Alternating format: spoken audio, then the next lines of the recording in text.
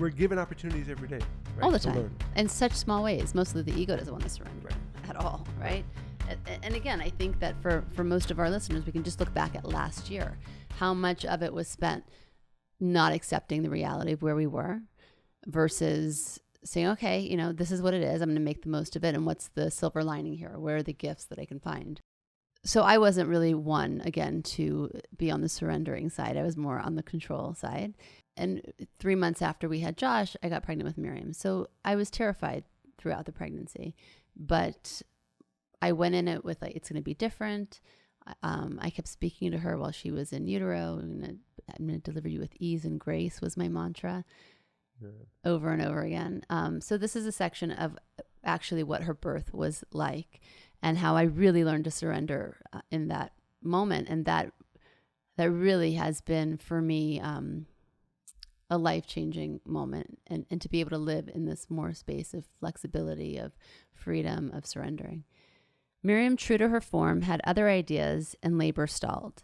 My plans for a natural birth were once again dashed as the medical team administered a dose of Pitocin, an aid in inducing labor.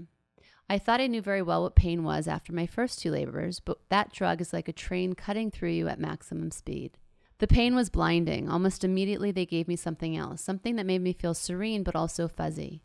Later, I was told that my heart rate and my daughter's heart rate had dropped dangerously low.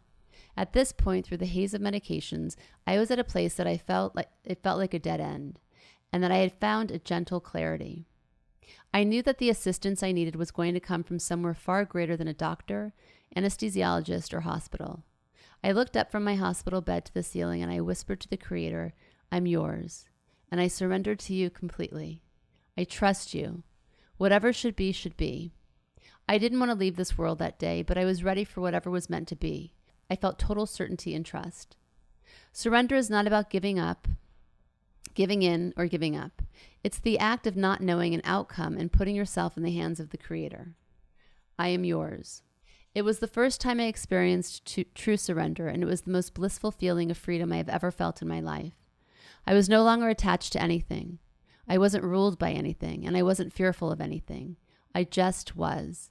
It is the purest, highest expression to which we can aspire, and it is available to us in every single moment. 2 minutes into my surrender, Miriam was born. An effect of living a life where you're actively surrendering to the process, actively surrendering to that benevolent force that's around you in the real times, right? In the real times, you're able to do it and really experience peace even then.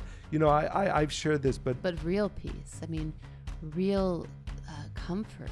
I never felt so at ease in my whole life, really.